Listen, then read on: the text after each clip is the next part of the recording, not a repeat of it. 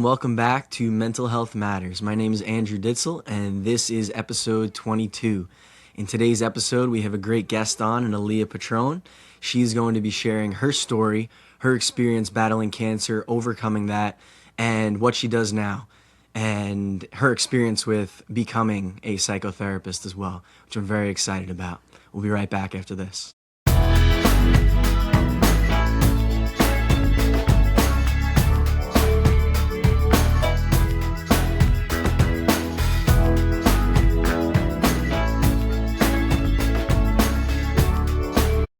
Alrighty, so I just gave Aliyah a brief introduction here. Aliyah, thank you very much for coming on. Can you tell us a little bit about yourself? Interests, hobbies, passions?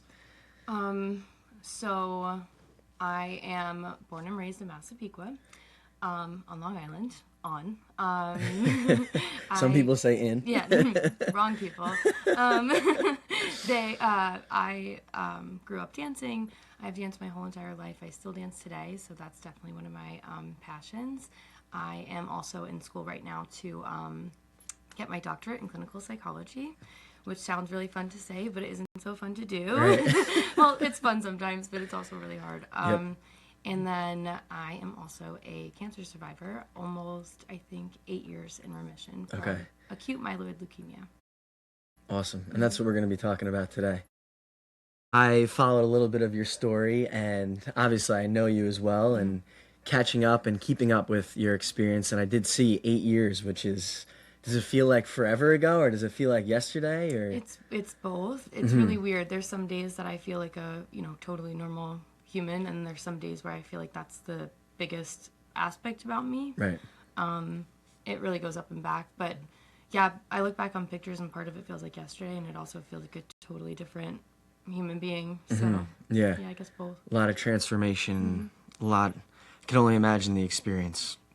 So to talk about this, how old were you when you first got diagnosed, and how was it first knowing you were diagnosed with cancer?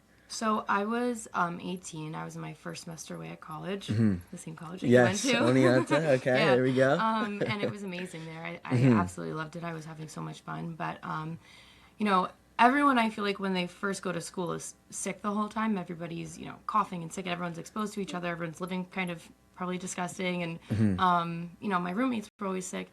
Mine was always worse. I actually remember the whole summer leading up to going away. I was kind of sick and coughing a lot of the summer. I was getting weird things that I've never gotten before, and I've never gotten strep throat or any of those kind of, or a sinus infection, nothing, my whole entire life, and then I got it a few times leading up. And I went to the doctor, and they never did blood work or anything, so they just gave me antibiotics and sent me on my way. I went to college. I was loving it until I was just getting really sick really quick. So every time my roommates were sick, I had it too, but I was significantly worse. And it got to the point where, I knew something was wrong when my mom and best friend came to visit me during parents' weekend, because I started getting this weird bruise / rash that I've come later to find out what it was. And it reminded me of something that I had seen in a movie about a girl that had leukemia. And I remember making a joke to my mom and friend, because I'm a hypochondriac my whole entire life. And I was I literally think I have cancer. Something is wrong with me. I keep getting sick, and now I have this rash. And my friends were laughing. My roommates were laughing. My mom's like, yeah, that's a good idea. Diagnose yourself with cancer. And then, oh my gosh. Yeah, it was crazy. And I wasn't one to make jokes like that. Yeah. Because even saying that stuff used to kind of freak me out. But it wasn't a joke, I guess. And a week later, I was, it was getting to the point where I had fever so bad that I would get in the shower and I would faint. And, I'm away at school for the first time. I'm taking care of myself, trying to go to the doctor, trying to, walk everywhere. And it was too hard. So I had to call my mom to come and pick me up. And she did. And I didn't even make it through a night at home because I was literally dying. The rash had spread to my neck. It was basically everywhere. And I was coughing so much until I threw up. And we went to St. Joseph's Hospital, where I got several infusions of blood because they told me that I was anemic, which was weird because I've never been anemic before in my life. And I instantly felt better. I felt significantly better, but I knew that was a little weird. I on my own did so much research about my symptoms. So I was convinced that I had mono. I thought it was a severe case of mono and I'd be back in school in a few days. I only took like 2 pairs of sweatpants home and a sweatshirt and like a t-shirt. And that's all I could. I couldn't even sit up to pack more than that. Like I was literally taking breaks in between that anyway. But I had all of my stuff at college. And so in the morning, after my first night in the hospital, they discharged me for a second. And all of a sudden, my mom and I are packing up my stuff. We're like, we can't believe we had to spend a night in a hospital. This is crazy. Yeah. Who does that happen to? And all of a sudden, the blood doctor, well, I honestly don't remember what his role was. I think it was the disease doctor. He came running back in and was like, you guys can't leave. You can't leave. We can't really tell you why, but you can't leave yet. This is like right as you're about to leave. I'm literally walking out. Like, we had our stuff packed for like, this is ridiculous. We're getting the hell out of here. Yeah. Like, let's go to breakfast. Let's do something. Like, I need to be home and feel better. So then, yeah, the doctor comes running back in, or a different doctor than the one that discharged me, and was like, you can't leave. We're waiting for the blood doctor to come and speak with you. You literally can't leave. And my mom were like, see ya. Like, we're literally leaving. What are you talking about? One night was more than enough. Yeah, We're no, good. literally. So we were like, didn't matter. And I think he understood that we were literally leaving unless he told us why. And I'll never forget this because I'll explain later why, but he wound up saying to me and my mom, we think it's leukemia. And think in that moment, like that word had no significance. We heard leukemia and we were like, okay. Yeah. What? But it was, of course, really scary. I also had this, at the same exact time that he said it, this like overwhelming feeling that I knew I was going to be okay, and I was more worried for my family hearing it. But it was a weird, calm experience, and in a way almost validating to the symptoms that I was having. Yeah. Because it was really rough. Well, if I can interrupt you for a second, I feel like that says so much about you as a person. The fact that your first place of mind was, I know I'm going to be okay. How is this going to impact my family? Yeah. Like, a lot of people who are in that situation are like, know. oh my gosh, I hope, like, you were like, oh, I'm good. Yeah. I can't explain it. It's Yeah. not something that I, tried to do. Yeah. But it's just right away, I just knew, I knew I would be okay. I knew it was going to be hell. But yeah, it was definitely scary and weird. So right from there, we didn't get to go home. I got transferred right from that one hospital via ambulance to Cohen Children's Medical Center, where I wound up spending 50-something nights straight. So one night was not enough. Oh gosh. we did a lot, and that was before the rest of the treatment. Yeah. So so you were there for 50 days, and did chemo start right away when you got there? Yeah. Okay. So typically people have a few weeks between getting a diagnosis and starting chemo, and that's when they could do things like freezing their eggs to protect fertility. Okay. And I didn't have that. So leukemia is super aggressive. It's one of the most aggressive and quick-moving cancers. And it's blood and bone marrow. Yeah, so it's cancer of the bone marrow. And yeah, so I got, the day I got to Cohen's, right away I got a surgery. No, I got bone marrow biopsy to confirm it was leukemia. That came back super quick that it was. That day that it came back that it was, which I think was it was the next morning after getting there. So I was there like at probably 3 p.m. At Cohen's when I got there, and then I got the test. And then by that next morning, the test was back. It was leukemia. They knew the kind. They knew all the information. Immediately after being told it was definitely leukemia, I had surgery to get in a port, and then chemo started either that night or the next morning. So it was like, I think it was that night, to be honest. So it was extremely fast. Quick turnover. Yeah. You found out, and it was... Yeah. I didn't even get to go home. Yeah. Ugh. And I am, like I said before, I'm impressed with your spirit. You know, like the fact that you're like, I'm going to get through. There was never a doubt, you know? Yeah, it was like... I mean, so to be honest, along the way, some scary things did happen. Yeah. And there was times that like, confidence would shake a little bit. Yeah. But overall, I was pretty positive I'd be okay on the other side of it. Yeah. I love that. So I want to get into talking about the mental side of this because there's definitely a physical side of cancer, like your body, the things you're experiencing physically. Yeah. but how did you overcome the mental obstacles? So that's really like in the podcast talking about mental health, and that journey is, I can only, like, I've never had to go through that experience, but I can only imagine how difficult that must be on the mental. Yeah, no, it's insanely difficult. You know, being so removed from an environment that I was loving, and, you know, being an adult for the first time, and having all of my stuff be there, and then being thrown into a hospital, not allowed to leave. It's horrifying and really, really depressing. Medications were definitely involved. Yeah. They instantly, I don't even know what I took in the beginning, but they instantly put me on a bunch of stuff to kind of help ease the adjustment. But as everyone knows, that's not sufficient. Right. And I will say I pride myself on how quickly I adjusted. And it definitely wasn't easy. It was an active choice to kind of accept my environment and the circumstances. Otherwise, you know, it would have been just even more resentful, even more difficult. But I honestly, with the mental stuff, I don't even know where to start. Like, is there... Because there was challenges with friends and, you know, having to see everything that everyone else got to do. And for some reason, I just didn't. Like the missing out aspect of... Yeah, that was huge. Yeah. That was really, really huge. And it sounds so stupid, but when you're laying in bed getting chemo and 3 days ago you thought you're making plans to go to, like, a Halloween party and talking about costumes and stuff, it's really difficult seeing those Halloween plans happen, and seeing, you know, all of your friends kind of doing everything and keep on moving when my world literally stopped. Yeah.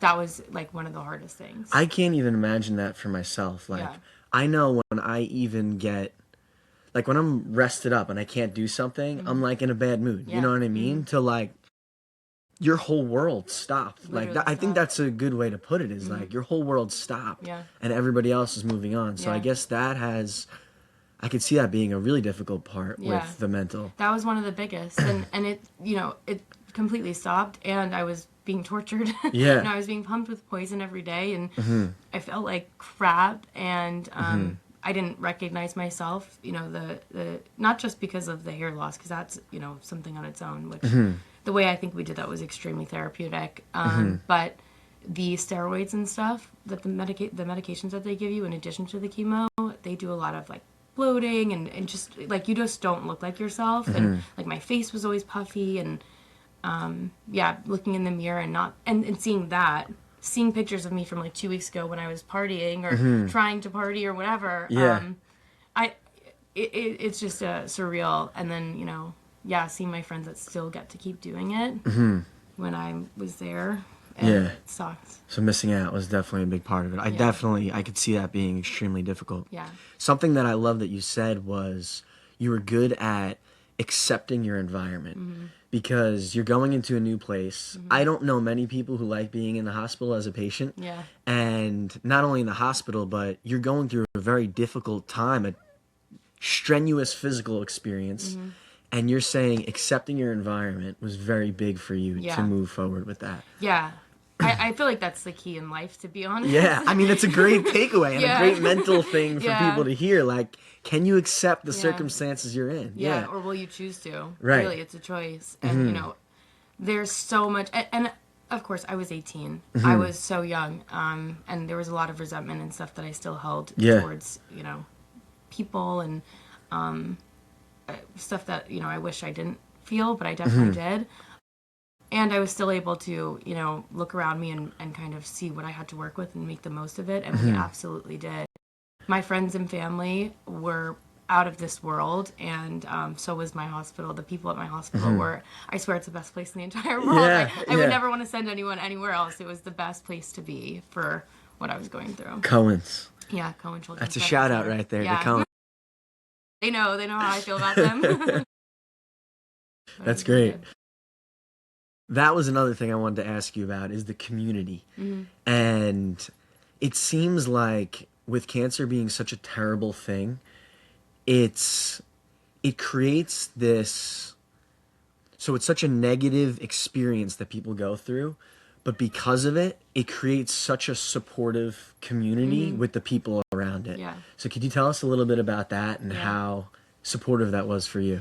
Yeah, so, I mean, like I said earlier, I grew up dancing, and I truly think that kind of shaped my trajectory going through treatment. I cannot express how fortunate I felt having literally a whole team of hundreds of people behind me, parents, grandparents, the kids I used to teach, or at the time I wasn't teaching so much, or just like the little kids at my studio that I guess looked up to me, and having all of them, and of course my friends that from dance and stuff, having all of them behind me was amazing.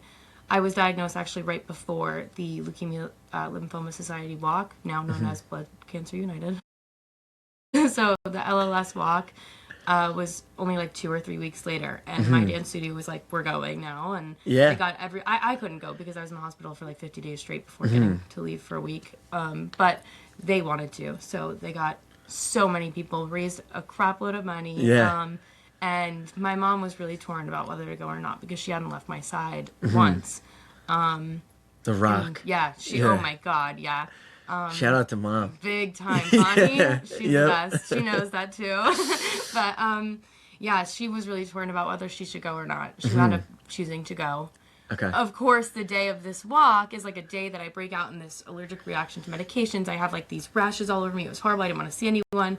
I had one good friend, Diana Smith, that I really wanted to be there. She was like the only person at the time that I felt comfortable being around. So she didn't go to the walk. She stayed with me. And then everyone else I knew went to this freaking walk, and it was so cool. And Yeah. the pictures and the support. But that's, a big example of it. The way the community was there, even on the little days, was really special too. Yeah, that is awesome, and it's a beautiful thing to see people come together So quickly. for boom. That is great. And I see you when you were going through it, you're saying Aliyah Strong, and I love that because it's like people are coming together for you. You know what I didn't mean? come up with any of that. You didn't? Okay, No, you're not taking the credit. No, Okay. no. I don't know who did. But yeah, it just kind of, shirts were made like the next day. It was like things got real moving really quick. Yeah. It was cool. That's great. That's great to have that community. And I'm interested also about the community at the hospital. Connecting with other people going through similar experiences. Yeah. And I feel like that's a big part that, so for me with my struggles with mental health, I feel like when I can talk to somebody that can relate to the struggles I'm going through, it makes me feel not so alone. And that's like my big thing. Like whatever you're going through, you're not alone. Yeah. So do you feel like you were able to connect with other, I guess, patients or people going through similar things, and that helped you out? Yeah. So I'm glad you bring this up, because with cancer, I really think with the age that I was diagnosed, it's a already really difficult time. That like adolescent, young adult age is filled with so many transitions, and everyone in that time I feel like thinks they're the only people in the world experiencing like regular hardships, let alone, what I was going through. Yeah. And so in the beginning, I was really not open to meeting anybody or talking to anybody because I'm like, they're not going to understand. Right. This is the worst time of my life. I could have been sick. Like, I literally just started school. Like, no one will get it. Until one night I had a really, really bad night. I was really depressed. I was, like, over it. I had probably my biggest breakdown of the entire time. And it was the night, I think it was the night my hair started falling out. Like, I think it was that night that it was, like, coming out in, like, chunks. And I'm pretty sure that's what instigated it. And so, I mean, it was a scene. Yeah. I was, like, always attached to, I had chemo 24 hours a day and other stuff 24 hours a day. So I had a double pump, always, like a huge hospital IV thing. And I had to, every time I moved, I was attached to it. So I had to bring it everywhere. And I was isolated in my room for the majority of the 50 days I couldn't walk out. Thank God the room was nice. Yeah. But it was tiny and I was going crazy. And I would be so- going nuts in the room Yeah. like that. I remember trying to, that night when I'm like full tantrum mode, I was trying to like do something with this pump and nothing happened, and I swung it and it almost ripped my port out of my chest, and it was like, that would be horrible. Yeah. Like deadly. Yeah. So I was like losing it. The hospital was sending people in because they heard me, and it was like horrible. And that night my primary night nurse was in, and she's amazing. Shout out Rachel. She's literally the best human being. And she connected me with two people that were cancer survivors. One of them had left treatment a week before I started, or around like with a couple days before I started. And the other was a year and a half to 2 years out.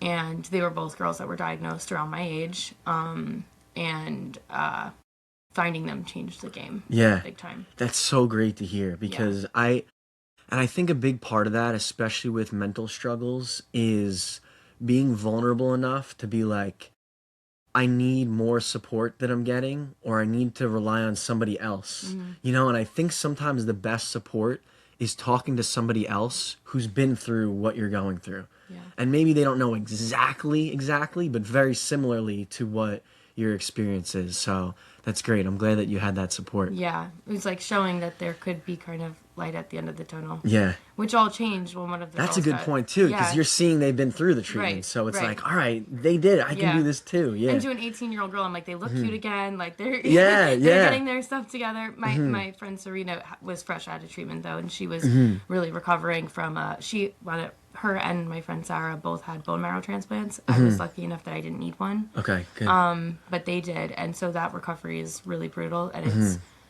I forget the details. I used to know all of this stuff. But it's like 90 days, I think, of like, I could be wrong. I don't know. Some like really rigorous recovery at home. Yeah.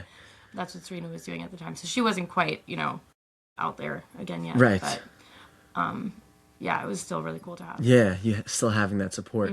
So something important to talk about, I think, is you're saying you're 18 years old, and it is. It's a difficult time for just anybody, you know? So, and then you have this introduced in your life, and it's like, holy cow.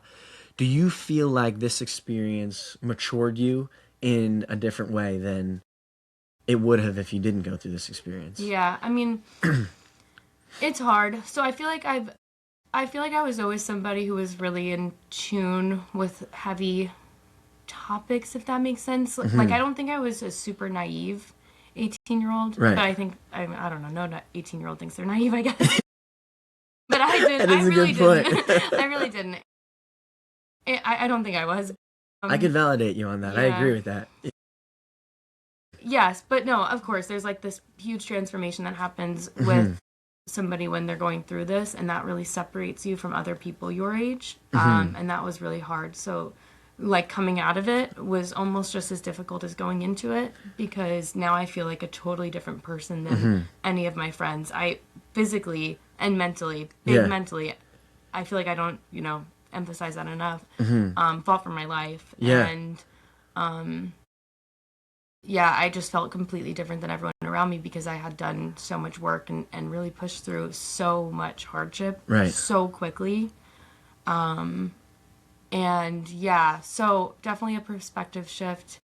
There's a huge aspect of being a cancer survivor that I don't think people ever talk about, which is survivor's guilt. Yeah, this is something I definitely want to hear about. That one was really hard. The first time that I was at the hospital when somebody passed away, that was like me and my mom's like probably hardest time, because they do something, they put a butterfly on the door, and we didn't know what that meant. So it was so rare I was allowed to leave my room, but when I was only allowed to stay on my unit. So my mom and I were taking like a walk around the unit, and we saw a butterfly, and we thought it was like sweet. Yeah, cute, nice like, butterfly. Yeah. And then we noticed that a bunch of the workers were really emotional, and we asked one of the ones that we were close to what it meant, and we found out it meant end of life. Yeah. And once you notice it once, then we noticed it was happening.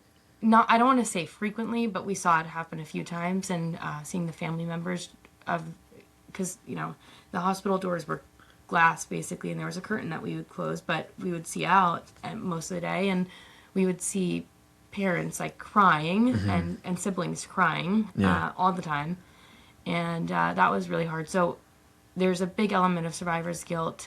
I remember while I was still sick, even, I had a night where I was crying to my mom, and I was like, I made it 18 years without ever having any kind of an issue. And these kids are 6, like they've never done anything wrong in their life. Like I've drank, I've partied, like why did I get all these years? And my mom's like, you sound insane. Like, what are you talking about? No one should ever have this. Like, because you made it to 18, that means that it's okay. Like, what are you talking about? Yeah. Now I see her perspective more. Right. When you're in it, it's probably like, oh my gosh, like this 6-year-old is going through this. Yeah, like how? What did they do? Right. Why do they deserve do? this? Yeah. I could see that being a big part of it. And when you're in that, like, and I think your mom it's good to have your mom giving that perspective. Like, you don't deserve to go through this. The 6-year-old, nobody should deserve to Right. go through this. Like, this is a difficult experience. Mm-hmm. So, and the strength is monumental. So, you getting through this, you made it through, you had a ton of support, and you conquered. Do you feel like your experience getting through this had an impact on you wanting to become now a psychotherapist, something that I wanted to talk to you about as well? Yeah, absolutely. Not for the reasons I think people would think, though. I was really resistant to any kind of psychological intervention while I was sick. Mm-hmm. I knew I was situationally depressed. I knew I was situationally extremely anxious. Mm-hmm. It was all identifiable to me, so I was like, why do I need to talk to anybody? Yeah. They Wow, that's a great perspective no, to it's be not. in that. Don't do that. You don't think that? No, because I had no help because I refused it for that reason. Yeah. That was me being naive. Okay. But I will say I still met with psychiatry who I despised meeting with, but they gave me the meds anyway. Yeah. I was like, Yeah. okay, I'll get what I can. Not that the meds really did anything except maybe help me sleep every once in a while. Whatever.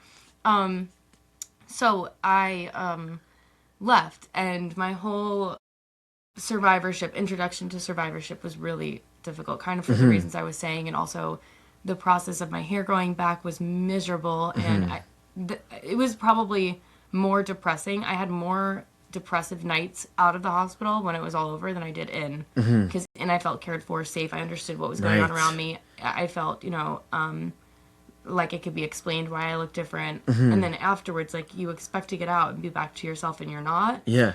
So I was extremely depressed, and that's a gap, I think, in care. Well, I don't want to say a gap in care, but maybe that transition, I think, could be maybe supported a bit, acknowledged a little bit more, and that was like the first reason that I was like, wow, maybe one day I could be somebody that kind of helps with this transition, kind of helps people out of this or out of any kind of a hardship, kind of similar. It doesn't have to be cancer or something. But yeah, so that was the first time that I thought about psychology. I went back to school and was undecided for a long time, and then now I want nothing to do with any kind of oncology work, but, like, not even at all. But yeah, that is definitely part of it. Yeah, I could see that being a big motivational factor, and I think it's something that gets pushed to the wayside, and I think mental health, and I had Gabrielle on last week, and she talks about after pregnancy and the postpartum things that she's going through, and she made a good point that I almost think connects in a way, obviously completely different experiences, but she's like, how did no one check in more, and it's like, yeah, you made it through cancer, you overcame this, but like now you're saying, like, after it, that was almost harder mentally, and how is nobody checking in? It's like, this is almost more mentally on me than being at the hospital. Yeah, no, 100%. And in those kind of situations, they're really medical things that can go on with pregnancy too. It's like a really medical thing, so that's priority, and making sure that your body's okay. But what use is that if you're so depressed that you don't even get out of bed until 4 p.m.? Yeah. That's what I was doing. Yeah, it's hard. Yeah, that's tough. Yeah. And what would you say was the best coping mechanism getting through that part? Was that leaning on your support as well, or is there something else that you did to benefit from that? To be honest, I, of course, spent a lot of time with my friends. I tried to whenever I could. I tried to visit them. I traveled a lot because I wasn't working, and I would have to wear masks before it was cool to wear masks because I was so immunocompromised for so long. But I was really safe about traveling, and made it work, and that was really cool, and that was fun distractions. And it was really difficult when I was with my friends because I was constantly comparing myself to them and how they looked and how they felt like themselves still and how things never stopped for them. They were talking to boys, they were partying, they were whatever, and I was, like, not in line with that at all. So in a sense, leaning on my peers, like my age peers, wasn't super helpful. Leaning on my friends from the hospital was incredibly helpful. that was incredibly helpful. I'm interested too about, you said you did a lot of traveling. Did you feel like that was almost like a therapeutic thing to do? Like get away, get out, kind of just like escape, you know? Yeah, no, for sure. I pretty much just went to Florida. I stayed with my family for a little while, so that was fun. I went to Universal because they have Harry Potter World, so it's like the best place in the entire world. My cousin would love that. Oh my god, I go as often as I can. Yeah. But so that was like the trip that I wanted so bad. It's funny, if I would have been diagnosed like 3 months earlier, I would have gotten a Make-A-Wish, and because had just turned 18, I didn't get a Make-A-Wish. Oh. Yeah, so we didn't get the trip to Come on, Greece 3 months they couldn't. Yeah, no, we tried everything. Yeah. Because like the girl in the room next to me that was 17, we were the same like high school year and stuff, but she got her Make-A-Wish. Yeah. Dang. But yeah, so I didn't get to do like any of those like Japan trips or anything that would be really safe and like travel, like they make travel accommodations to make it safer for immunocompromised people to travel. So I didn't get any of that. But no, I did definitely spend time with family, and I went to New Hampshire a couple times, and yeah. Nice. Getting away. Good. Incredible that you made it through this experience, and not just that you made it through it. I love your mindset. You know, like from the get-go, you were like, I'm getting through. And even in the beginning of the episode, we're talking about like you're more concerned about how it's going to impact your family and friends as opposed to yourself. And I love that. And I think it's a great, strong mindset to have. So I admire that, and Thankful I appreciate for her. it. Yep. Yeah. That's a great thing to be, right? I don't think a lot of people are thankful for themselves. Yeah. No, that's true. Yeah. Not always thankful for, but no, I definitely am proud of or thankful for the way that I was able to adjust and my kind of mindset throughout it. Yeah, and thanks for sharing it too, because I think a lot of people are going to hear this, and not only people going through cancer or some kind of treatment, but their own personal struggles, to know that they're going to make it through whatever they're going through. Yeah. I end every episode trying to talk about my faith. Was there anything spiritually that helped you out in your times of struggle? So, I'm not really a religious person. I guess I would say spiritual. Growing up, my mom is kind of Jewish, not really, she never followed a faith specifically, and my dad was kind of Catholic, but not really, it wasn't super salient to him. Yeah. So I kind of didn't ever have a path to follow.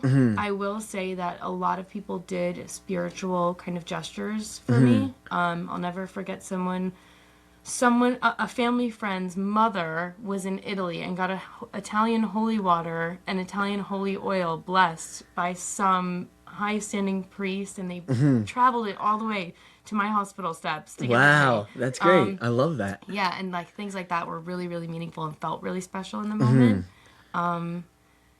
But yeah, I guess I would pray sometimes, but I didn't know what I was praying to. It was more, I guess, therapeutic.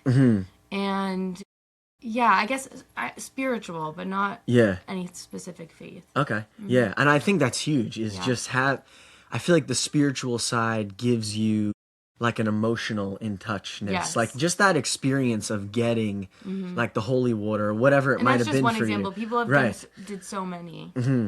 Yeah. That's great to have that, you know, because I think there's another side to it. Like we talk about the physical, obviously you're going through a lot of physical changes. We talk about the mental, and I think there's also a huge emotional and spiritual side to it that it's like can lift you up, you know? And I think it's great. You have a strong spirit as it is, so it's kind of like you were driven through, but that's good to have a couple of those experiences that helped you out get through. So For sure. That's awesome. Thank you so much for coming on. Thank you this for was having great. me. Of course. I think it's going to help a lot of people to hear this, your story, and I'm excited to hear your psychotherapy journey as well, moving forward as well. Good luck. Year 3 in the doctorate program, right? Yep, halfway done with it too. Halfway? Halfway done through with year 3. I'm halfway done through my whole program because it's 5 years. So we're getting moving. All right, sounds good. So we'll have to have you on again down the road to talk some more. That's really cool. Sounds good. Awesome. Guys, thank you so much for tuning in to Mental Health Matters. As always, episode 22 here. Leah came on and vulnerably shared her story about how courageous, how strong, and how much spirit she really had getting through her difficult times with cancer, and how now she's looking to help people that are going through times where they feel alone, whatever it might be, whether it is cancer, whether it is any personal struggles that they have. So I admire Leah. Thank you so much for coming on. And guys, remember, whatever you are going through, you are not alone. Thanks again. See you next time.